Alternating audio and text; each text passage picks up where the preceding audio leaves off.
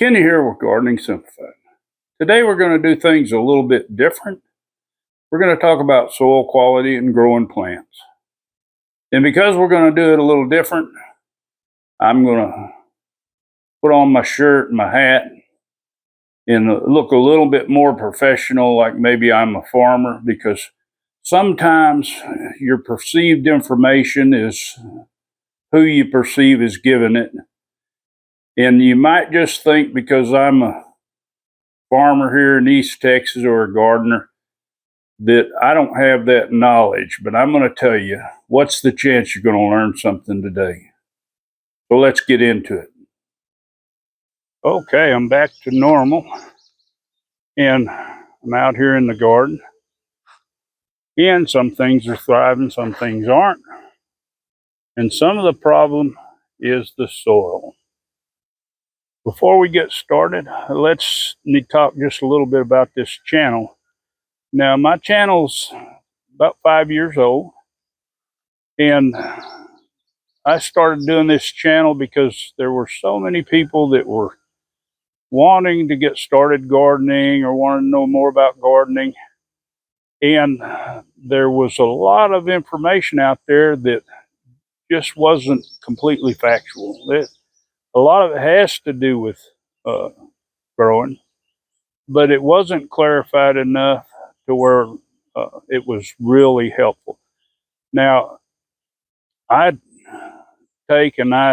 grow kind of, well, you could say commercially on a small scale, but I grow a small market garden, and we do sell a lot of our vegetables, but a lot of the produce we grow, we preserve, and I try to do videos on that to help you on some of that. And a lot of times my videos are really, they could have more information, but that's the reason there's the comments down there. People tend to not do comments.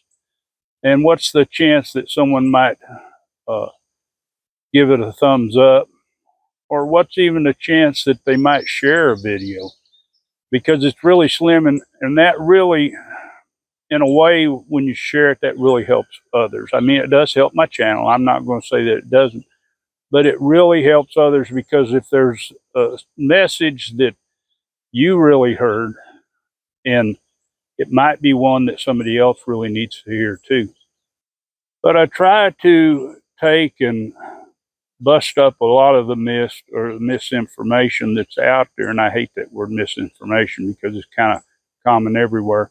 A lot of times you'll hear something and it's from a study, but the study is paid for by some corporation, and then you have other minor studies that are done, but they're done by independents, which they don't have to come out to a certain conclusion. They're less likely to support the conclusion of that corporation. So a lot of times, and they dismiss them because they say they're small studies, but a lot of those studies are really important. And that's kind of what we're going to touch on a little bit today. This might be a little lengthy, but the chance is that you'll end up learning something new, something that you didn't consider, or something that you haven't heard from a lot of the gardeners. So we'll try to get started here. Now, you got to excuse the weeds. My soil's growing a good amount of weeds this year, and I'm doing things a little bit different. But the soil doesn't only play a part just to get a plant up big and let it put on some produce and nice big pretty produce. But the idea is that the soil is here to give you some great nutritious food. Now, I always harp on organic, and there's a lot of people says plant don't know the difference between organic fertilizer and chemical fertilizer or synthetics, and that's what they are. They're synthetically made. You can buy some fertilizers that are more natural, like if you was going to put phosphate, you could use rock phosphate or something like that, and they're going to cost you more. And a lot of times organic fertilizers are going to cost you more unless you can buy them in big enough quantities from the source. And that's kind of what I do. I use pelletized chicken litter in most of my fertilizer. That's not all I use. I do use azomite to give me some of the micronutrients that it needs. But we're going to talk about, to start out with, the macronutrients. And you buy fertilizer, and we're going to talk about chemical fertilizer, and you use, say, something that's an even based fertilizer, and the fertilizer is NPK, or it's nitrogen, phosphorus, and potassium. Okay. When you have that, that's all you have. There's no nutrients in there, not like, say, your organic fertilizer is going to have other micronutrients in there. So when you take a soil sample, and a lot of you probably need to take a soil sample to see, and you start adding fertilizer, if you have a soil sample and it says you have plenty of potassium in there, what's going to happen is you put a balanced fertilizer in there, and that word balance might make you think that that's good because it's got even amount of everything. You're going to increase your potassium level above where it should be, and that's going to create a problem. Now we're going to talk about something that most gardeners don't talk about. We see it whenever there's a problem with blossom end rot or something like that, and they'll say, well, you've got a calcium deficiency. Now a lot of people will say, put in Epsom salts. Well, that's magnesium. Well, magnesium will compete with the calcium, and you're not going to solve the problem. Now, blossom end rot can be caused by more than one thing, but most likely in most gardens it's going to be a calcium deficiency. Your soil sample might say you have calcium, which is going to be, normally when you address it, you're going to address it with calcium carbonate, or you're going to use lime. And I'm going to talk about both of them. But what calcium does is calcium basically fluffs up your soil. If you have compacted soil, chances are you have a calcium deficiency, and there's a good chance you might have an overload of magnesium, because magnesium tends to make it take and get compacted, and where it won't take water, makes it kind of hydrophobic. So the reason you want fluffy soil, and in this garden here, I do no-till. I don't want to say no dig, because you have to dig things, but I don't use a tiller in here. And I usually recoat my bed with compost. Now, there's important things that need to be in the soil, and as far as the most important thing would be calcium. Without a, I'm going to say fluffy soil, without a soil that's not compact, if there isn't air in there, a plant can't survive real well. And the reason for that is you want oxygen for those microbes that's in that soil. Your bacteria, a lot of your bacteria, and I'll try to explain this fairly simple so you can understand, but most of your bacteria is aerobic bacteria. And you can think about it as aerobics. Aerobic bacteria is really active. It's moving around. It's doing a whole lot.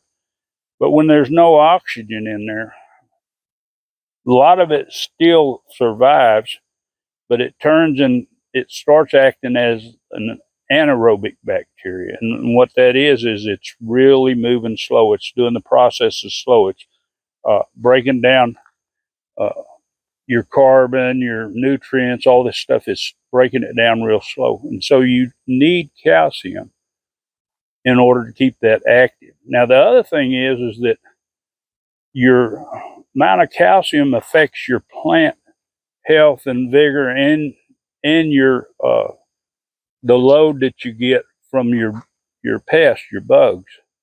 Because if the calcium's not high enough, it might be high as that it's in an acceptable range on your soil test. But whenever it comes to that extra added amount, now you can get too much, and you can change your pH to where it raises it up, but you can kind of adjust for that. But you don't want to figure that you're going to do this just in the short time period. It takes a little bit, and you'll see the results. And I've seen the results from the lack of taking care of my nutrients like that, because after a period of time, your calcium's going to get leached out or used up. Now, I have sand. I might have a good high carbon top here, but I have sand underneath, and calcium only goes one way. It goes down. So if it's not taken up by the plant, it's going to slowly leach out. Now, if you have hard pan or something like that, then it'll probably set to there and it could be still available. But if your soil ain't aerated enough, then your microbes aren't dealing with it, and it's harder for your plant to deal with it. But what happens is, if you just have the right amount of calcium, your plants will grow and they'll look good, but the sugars are low in them. And if it doesn't have a Brix that's high enough, and the Brix is how you measure the sugar in the plant, then bugs can attack it. And especially a lot of these pests that you don't like stink bugs, squash bugs, leaffoot bugs, these type. When the Brix isn't real high, they can suck that sap, and they can do a lot of damage to your produce and such as that. But if your calcium level is high enough, then what happens is it raises your Brix level. And whenever that sugar goes up, these bugs take and attack that plant. Well, it kills them, because what happens is these bugs don't have a pancreas like us, so it can't deal with the sugars that's in it.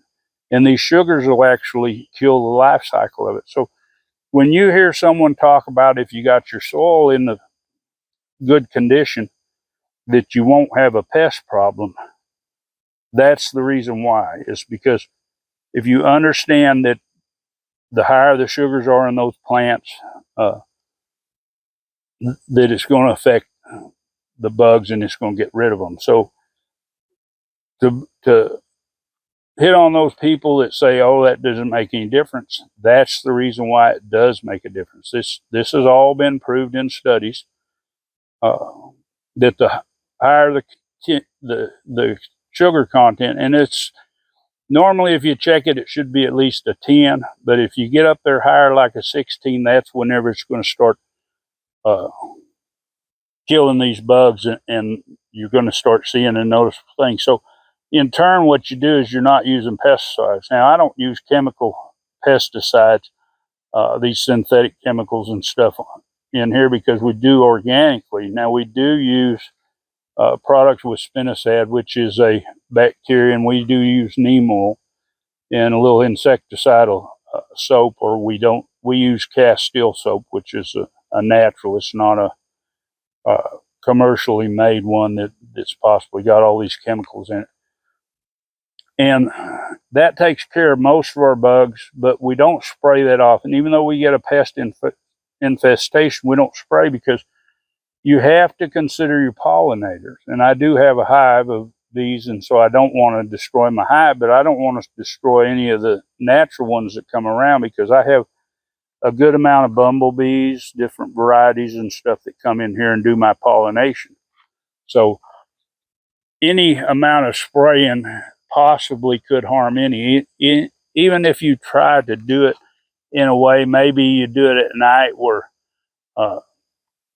or I say real late in the evening after the bees return to their hives or whatever, you end up with some of them, especially bumblebees. A lot of times you'll find them sleeping on a flower, because that's kind of a common thing for them. And sometimes same thing with honeybees.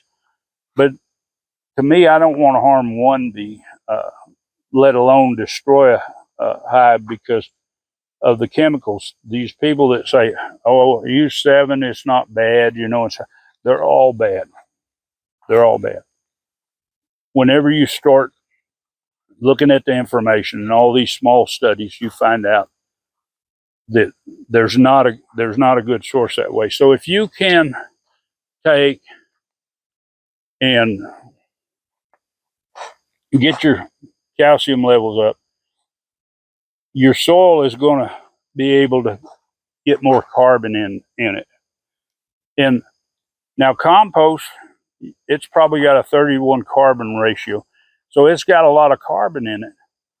But you need atmospheric carbon, and that's CO2. Now, plants do take some of this in through their leaves, but they take a lot of this in through the ground, and in a way that we'll try to simplify that process too. Whenever you have a barometric pressure, we're going to get into the weather here and stuff. Anytime you have a storm come through, your barometric pressure changes. That's the pressure in the atmosphere, and it's a small amount. But what happens whenever you have high pressure, it forces the air, and I'm going to say air, into the ground. Well, carbon dioxide is heavier than oxygen. So then when your pressure takes and lowers, when you have a front come through, then you end up with the carbon dioxide is staying in the soil.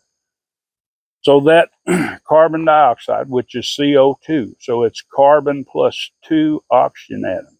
So it's got a lot of oxygen in it. Whenever it goes into the ground, that oxygen can be used, and the carbon can be used in there. But if you don't have oxygen in the soil, say you're using H2O, which is water, 1 hydrogen and 2 oxygen atoms. 2 hydrogen atoms and 1 oxygen atom. What happens is that oxygen atom gets used and it leaves back behind hydrogen. Now, hydrogen, if you don't have enough oxygen and you have carbon and you have hydrogen, what that forms is arsenic. Yes, arsenic. So if you end up with a soil that's not getting enough oxygen, it's not fluffy enough to where it's got porous areas to where it can get that extra oxygen from the atmosphere, what you end up with is all that excess carbon, and you have all that excess hydrogen. Now you can do your research. All you got to do is find out what if carbon and hydrogen makes arsenic, and you'll find out that that's the fact. Well, I'm sure our plants don't like arsenic, and I know we don't like arsenic. So if this is what's happening, then how healthy is your food going to be? That's the question. And you can put that down in the comments if you have a situation to where your plants are struggling and stuff. But it's easy to deal with. Like I say, all you have to do first thing is make sure you have plenty of calcium in there. The pH is important. If it gets a little high, the plant doesn't thrive as well. But if you have too little carbon dioxide in the soil, and then you have this a lot of water saturation where it's making it to where you don't have as much air. Why do you think whenever these plants, well, they start drowning after a while if they can't get any oxygen because the soil is saturated? But that's the situation. You want to be able to have your soil drain, but you also want it to be fluffy, because if it isn't, then you're going to have bad results. And a lot of people don't tell you that. They always stick on NPK. It's always NPK. Okay, now we're going to talk about some of the things as far as in the soil. Now, when it comes to the N, the nitrogen that is needed, and you don't want too much nitrogen, you get high nitrates, that ends up with a problem. But it used to be in the past, I would use ammonia nitrate. Now, ammonia nitrate, and we'll get into a little bit more technical on ammonia, but the ammonia from the ammonia nitrate, and it can form, and a lot of this will come in your rain, and that's why plants do so good. But the ammonia nitrate, the ammonia in it works like the old time refrigerators. You heat the ammonia up, and then it starts cooling. It when it's heated, it starts cooling. And what happens is when you end up in the summertime, we have a lot of heat here. The sun warms the ground, and it causes this ammonia to keep the ground cooler. So if you just have if you have nitrates in there, but you don't have the ammonia, then your ground temperature is going to rise, and your plants aren't going to thrive. So we'll leave that there. Now, potassium is one of the next really important nutrients for it to have. That's going to be your P in there. Not potassium, rather phosphate is going to be your next one, and it's a really important nutrient for your plants. It uses it for all kinds of things, whether it's growing fruit, makes the immune system stronger, makes it healthier, cell structure healthier, and such as that. And it's got to have a good amount of potassium or phosphate. Now, I did a video in the past, and I had a lot of problems. Of course, this year I've had problems with vine borers, which I tried to address. But in the past, I did a video, and I called it Miracle Powder. What I used was bone meal when I planted my plants. And my plants, because of the amount of phosphate that they just took off tremendously. I didn't have any bug problem until they got a little stressed once later on in their life, when they started getting powdery mildew or downy mildew. And the reason for this was because the plant was really healthy. So a healthy plant, bugs tend to leave alone. And you see that when you have say you're growing a bunch of tomatoes, but you have one plant seems to be suffering, and you'll look and the bugs are all over it, but they're not touching the other plants. And that's the reason why. Once they sense that plant's stressed and it's not doing good, they take and it puts out whatever hormone it has that they sense, and they come to it, or however it is that makes them attack it. Now, the next one in the NPK is the potassium. Now, potash is a good form of potassium. That's just the ash from burnt wood. It's really high in potassium.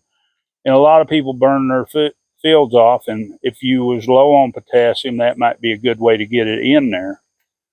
But what happens is potassium is a good substitute when there isn't calcium.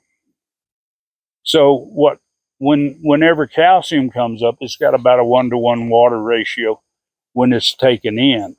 And you do have to have water for them to get any of these nutrients in.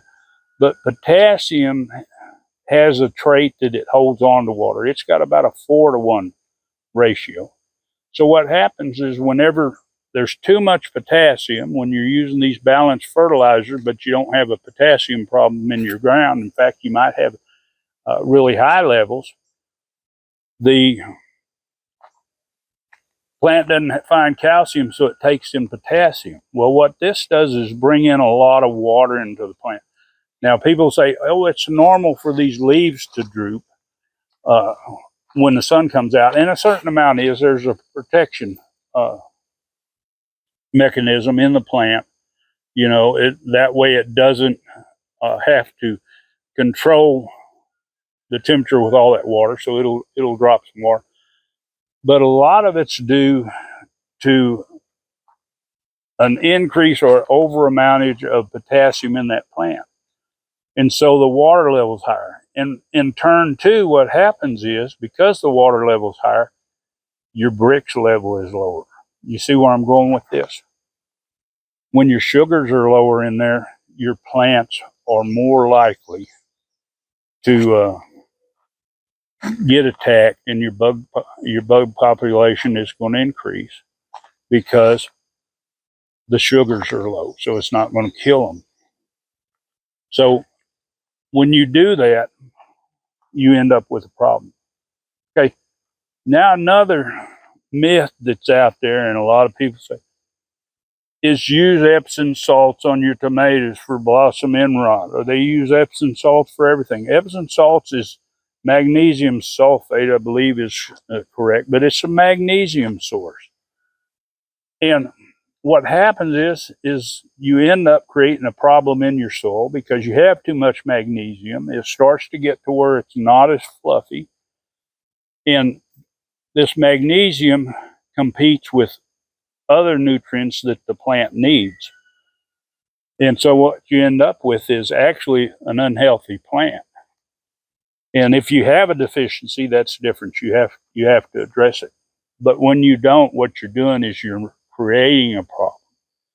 So one of the important things about this video and all my videos is I try to give enough information that you'll actually do some research on your own. We live in a society now, and I'm in my mid-60s. I've been gardening for over 40 years, 50 years, close to. And I've had my successes, my failures, and I still do. I'm always experimenting because I enjoy experimenting. But when you go that long, sometimes you forget things that you should put in there. And sometimes you just forget things in general. I used to cut a lot of hay for my cattle I used to have. And I always noticed when we put out lime, and we'd put about a half a ton to the acre. And when you put out lime in a spreader, it's crushed limestone, and it lasts about 4 years. Well, whenever I put this garden spot in, I did spread lime. I pulled a spreader around and I limed all my area. And this year I noticed that I was having certain types of situation, and for some reason, and I watched a video on soil, and then I realized and went back to what I knew. You know, when we put out lime, we could put 500 tons to the acre of a good fertilizer for hay, and it would do okay. But when we put the lime out, because it was deficient, it looked like we had put probably 4 times as much fertilizer on the area, and that was because we had a calcium deficiency. We never did soil tests. We just we knew we was cutting off, and we knew about what we needed to go back with. But a lot of times you forget or you don't think about things. Now, as a home gardener, you're not going to be able to go down and buy bulk lime and have it spread on your garden. But there are a lot of sources, but you got to understand the lime that you put out. Now, when you use capsulated lime, and that's what I use, it is a fine powdered lime, and it's got a binder that holds it together. And it looks kind of like, for those of you that have chickens, kind of like chicken crumbles, roughly. But whenever you put it out and you water it in, it immediately disperses and goes into the ground. So it takes action right away as far as to a fine powder like broke down. It's a whole lot finer than your bulk lime or your crushed lime, which it looks like a kind of a powder. It is more grainy, but the reason why you don't spread capsulated lime, it is a lot more expensive for one, but you tend to have more dust with it. And when you lime a field, you don't want all your uh, product to be going all over the place. But anyway, back to capsulated lime. Capsulated lime only lasts about a year in the soil because how fine it is. It's going to leach out, depends on your soil, and you're going to have to add more, but it will address your problem in a hurry. People say, oh, when you put lime out, you have to uh, put it out the year before so it can get. No, that's not necessary. Lime, depending on the type, and they've got hydrated lime and different types like that uh, that that work real well. But if you're using uh, crushed limestone, like most of your ag limes, it'll last about 4 years. You'll get a certain amount of instant reaction from it because there is some dust and powder in there that's pretty fine, but it takes about 4 years to completely get broke down, and then you're going to have to go back and do it again. So if you're trying to add calcium, lime's going to do it. But lime also, if you put too much, it will raise your pH. Now you can adjust a certain amount with sulfur, which is one of your micronutrients that plants need, and it'll pull it down, but you really can't change your pH uh, in that way and make it stay. It might adjust a little bit, but you're going to have to continue, and you just have to watch it. But know that plants thrive in a certain pH, but they will grow good in a little bit out of that pH range if they have all the available soil conditions that's needed. Now, this is getting drawn out. It's kind of long, but we're going to touch on a few others of these.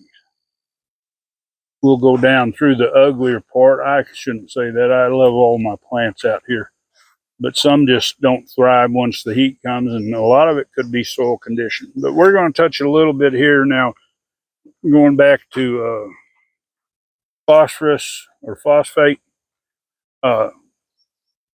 It takes and carries nutrients, so that's an important thing. And when we talk about other minerals like potassium that ties up water, which lowers the plant's health because it's having to deal with more water, the sugar levels are lower, and it needs those sugars to be healthy. And then we're going to talk about sulfur now. When you have too much sulfur, you tie up calcium, and that's the reason it will change the pH, but it ties up that calcium that's needed in there. And then magnesium, it ties up water. It'll hold water. It won't, and it ties up nitrogen. So you end up with a situation where you're not getting as much nitrogen. You put this Epsom salts there, you're not getting as much nitrogen. Your plant won't thrive if you actually fix the condition.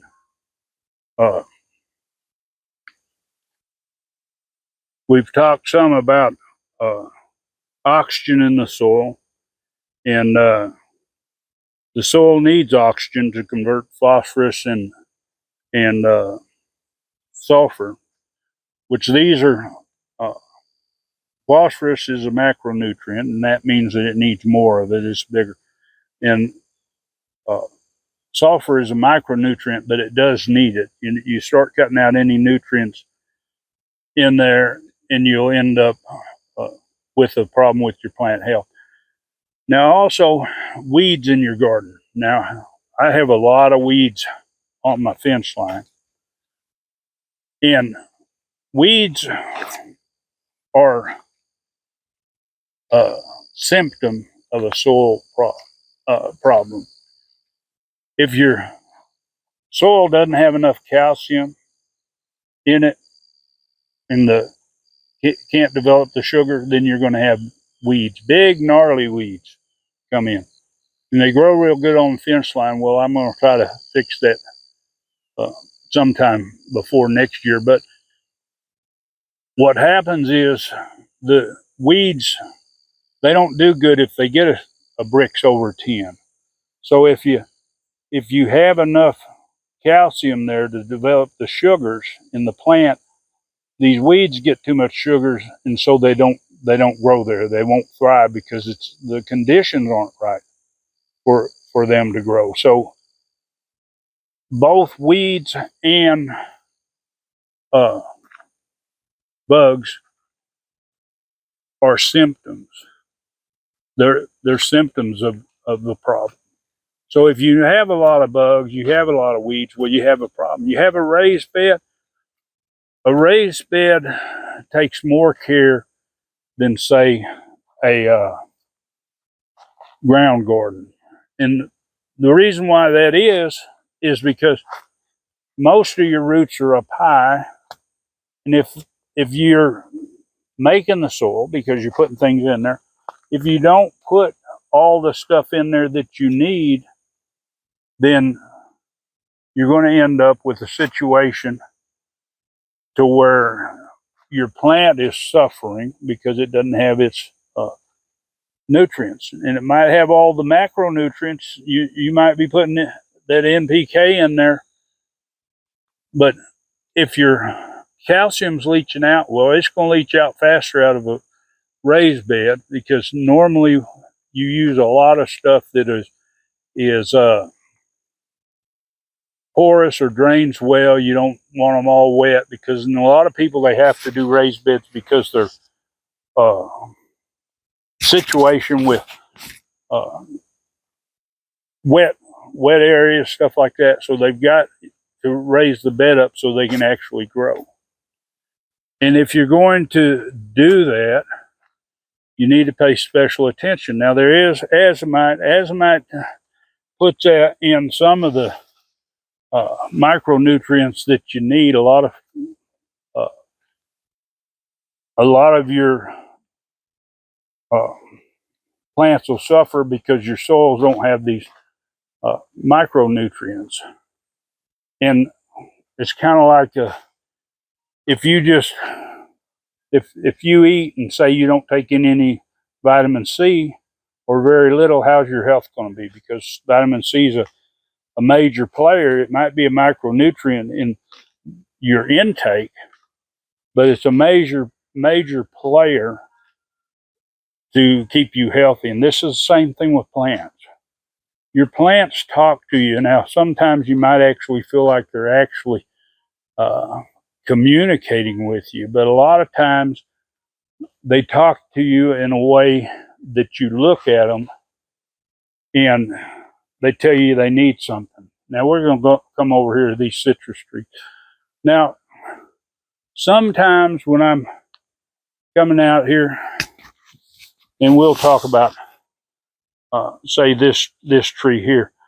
Well, that's not the best one to do, but we'll look at this one here.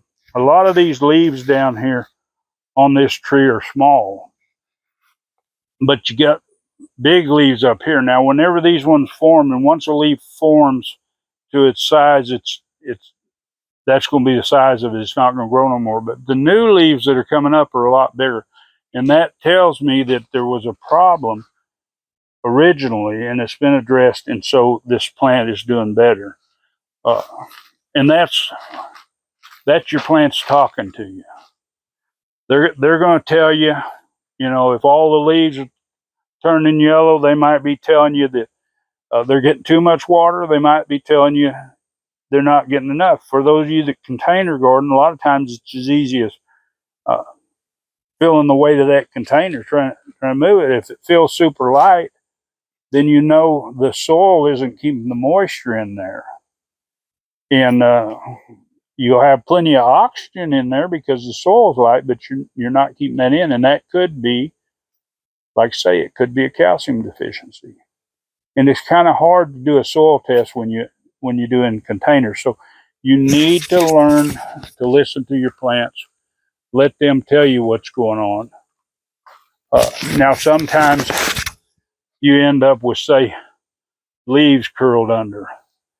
And when you look at them, and this was a problem that this one had, it doesn't anymore, and you can tell that it doesn't because the leaves that's coming out up here are nice big leaves.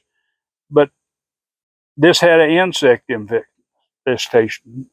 It wasn't something that's soil related, and you need to be able to determine between what is affecting your plant. So anyway, I've gave you the basics on the soil, which are, I always try to simplify it, and that is pretty simplified. Sometimes it seems like a lot of information to retain, and you can always go back over this video and take and do a refresher, and you can go take and do some research on your own, find out more. Every time there's always something new. Like I say, I've been gardening for close to 50 years, and I'm always learning something new, or I'm remembering something that I forgot.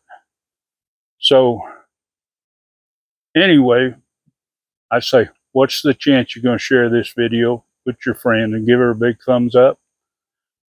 And we're going to leave it with this. If you want to see more of content like this, I have over 600 videos that I've made over the past 5 years. It does take a lot of time. Some of them are failures, some of them aren't. If you have any questions, always put those down in the comments. Sometimes it might seem like it was a dumb question. After you find out the answer, it's something you should think about. But if you have that question, go ahead and ask it. I'll be glad to answer it. Occasionally I miss a comment, and it might be a long time before I get back and find that I missed it. A lot of times I just give you a heart or a thumbs up for your participation. And this channel is for growing and participation. And I hope that you're going to be growing healthy food. There's studies out there. They say there's no clear proof that organically grown produce is better than commercial chemically grown produce, except the fact that there's not the pesticide residue. But there are studies that's been done that show that the nutrients in organically grown and heirloom varieties especially are much higher than these hybrids, and especially GMOs. And the thing is they didn't have some big corporation behind those studies. So whenever they do it, sometimes they relate them to older studies that were just basically checking nutrients in it, and then they start checking nutrients in these newer vegetables that you're getting in the store, and they just don't compare. And the only way this channel is going to grow and this information is going to get out is with your help, and that's comments, likes, and shares, because big corporations don't want you to know this. It seems like it's an issue to keep us unhealthy, and definitely all of us want to be healthy. So if you want to see more like this, more information like this, just hit that subscribe, hit the bell, and select all. It'll be select when you hit the bell. That way you get the notifications, and you'll get as much information that I can give. I'm doing less videos now because it's kind of in that type of the part of the season where I don't have as much time. But as always, enjoy that gardening experience.